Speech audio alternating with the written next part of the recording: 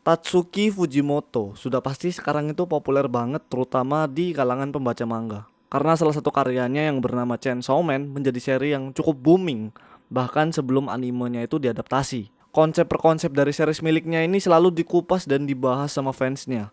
Nah, sekarang aku pengen ngupas juga, tapi lebih berfokus kepada si autornya, yaitu Tatsuki Fujimoto. Aku bakal bilang kalau Tatsuki Fujimoto ini adalah mangaka Rocky yang berada levelnya setara sama mangaka-mangaka yang udah senior.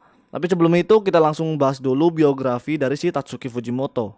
Tatsuki Fujimoto lahir di Akita, Jepang pada tanggal 10 Oktober 1993. Dan memang dari kecil Fujimoto ini memiliki hobi menggambar, lebih tepatnya seni lukis. Nah, kecintaannya terhadap seni ini berasal dari kakeknya. Yang kebetulan saat itu kakeknya si Fujimoto ini sering menghadiri kelas melukis, tepatnya berlatih lukisan cat minyak. Yang saat itu memang Fujimoto ini tidak mengikuti sekolah dasar formal pada umumnya, karena tidak memiliki persiapan yang memadai untuk sekolah. Jadi sangat wajar lah ya, karena tahun 90 itu tidak semudah kayak sekarang dalam menempuh pendidikan sekolah. Yang akhirnya membuat Fujimoto dengan segala ketertarikannya mulai mengikuti kakeknya untuk mengenal lebih dalam tentang melukis di kelas tersebut. Nah, ketika masuk SMP, Fujimoto ini tidak meninggalkan kebiasaan lamanya dalam seni. Dan bisa dibilang saat SMP ini menjadi langkah awal Fujimoto menunjukkan jalan karirnya, di mana dia ini berganti dari kanvas minyak menjadi pembuat manga. Tetapi yang dia buat ini tuh sebatas mengasah diri dalam kecintaannya terhadap seni aja. Dan saat SMP, Fujimoto ini bisa dibilang maniak dalam menggambar.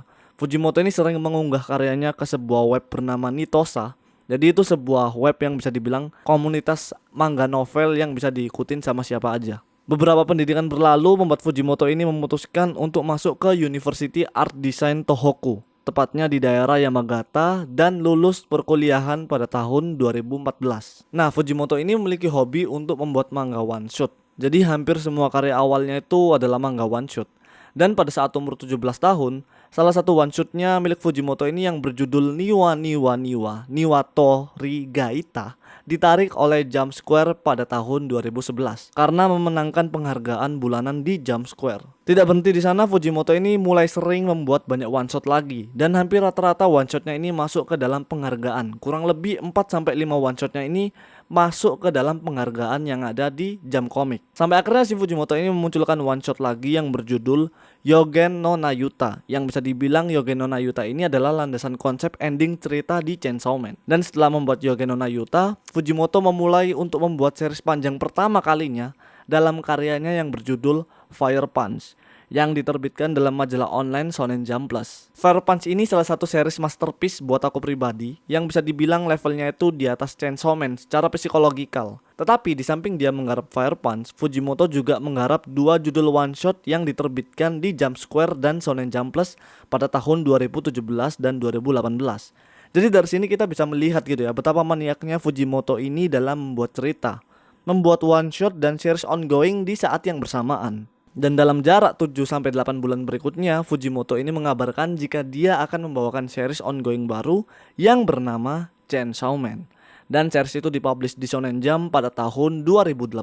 Dan series Chainsaw Man inilah yang membuat nama Fujimoto ini semakin besar di dunia mangaka. Dan di tahun 2021 ini, Fujimoto telah merilis sebuah novel berjudul Five Bude Yomeru. Aku nggak terlalu paham banget bahasa Jepangnya, yang artinya kalau di bahasa Inggris kan itu berjudul 5 Minute Stories Unexpected End. Sejauh aku cek sudah dijual di toko online luar negeri seperti Amazon dan lain-lain, tapi masih dalam bentuk bahasa Jepang. Nah, jadi itu semua adalah progres Fujimoto dalam menjadi Fujimoto Sensei yang sekarang. Oke, sekarang kita bahas apa yang menarik dari series miliknya si Fujimoto dan apa kebiasaannya dalam menulis sebuah cerita. Secara plot cerita, hampir semua orang, salah satunya aku juga, hampir nggak bisa membaca arah ceritanya si Fujimoto di bagian awal. Jadi Fujimoto ini adalah tipikal autor yang akan meninggalkan ribuan pertanyaan di chapter awal dan akan menjawab pertanyaan tersebut dalam satu garis scan di akhir cerita. Ada yang bilang suka gara-gara susah ditebak, ada yang suka gara-gara seriesnya anti klise,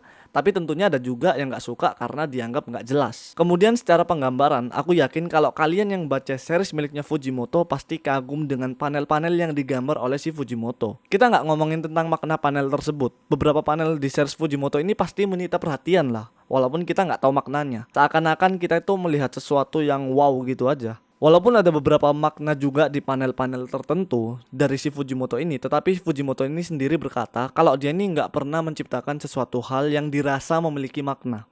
Yang kemungkinan berarti dia ini asal gambar aja gitu, terus hasilnya bagus. Kemudian Fujimoto ini memiliki kebiasaan untuk menceritakan sesuatu hal yang berkaitan dengan keabadian. Contohnya si Denji dan juga si Agni.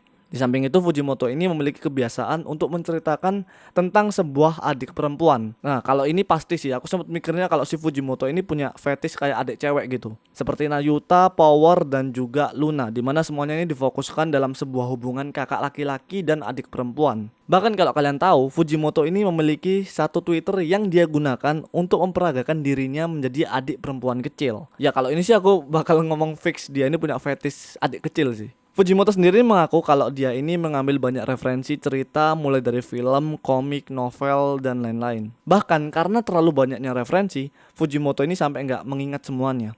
Jadi sebagian besar Fujimoto ini lebih dominan dalam memperbarui hal-hal yang dia ambil dari referensi tersebut. Tetapi di samping keanehan dan keabsurdan autor satu ini, Fujimoto ini adalah autor yang bisa dibilang memiliki pondasi untuk mendobrak seri-seri klise di zaman sekarang. Bahkan Fujimoto ini kerap mendapat pujian, salah satunya dari Gege Akutami, autornya Jujutsu Kaisen, One Sensei, autornya One Punch Man, dan juga Sui Ishida, autornya dari Tokyo Ghoul. Bahkan kalau kalian notice, Jujutsu Kaisen itu makin hari makin mengarah ke gaya plot ceritanya Chainsaw Man. Cuman dalam skema topik yang lebih formal aja. Dan juga beberapa author lainnya seperti Yuji Kaku yang rela menjadi asisten si Fujimoto. Karena Yuji Kaku ini sadar jika si Fujimoto ini memiliki bakat yang luar biasa di dunia mangaka. Tapi dari semua itu yang pastinya manusia ada plus minusnya lah. Mungkin minusnya si Fujimoto ini kelihatan kayak orang sableng gitu ya. Tetapi dalam dunia manga, Fujimoto ini mampu merubah sebuah keabsurdan menjadi sebuah series fenomenal. Ini yang ngebuat Chainsaw Man walaupun belum diadaptasi animenya, penjualan manganya itu bersaing dengan Jujutsu, Attack on Titan, Kimetsu no Yaiba, Boku no Hero, dan One Piece, dan lain-lain. Jadi bener-bener series ini tuh gila banget. Autornya juga gila tapi. Nah, jadi gimana menurut kalian tentang si author satu ini? Gimana juga pembahasan kali ini? Mungkin di sini ada fansnya Chainsaw Man atau mungkin fansnya Fujimoto bisa angkat tangan karena kita satu frekuensi lah ya. Ya mungkin sekian dulu topik kita mengenai Tatsuki Fujimoto. Semoga kalian suka dan terhibur karena ya aku pengen bercerita aja tentang Fujimoto ini. Salah satu author yang saat ini aku kagumi juga gitu. Oke, sepertinya gitu aja. Makasih buat kalian yang udah nonton. The Manga Man, see you next video.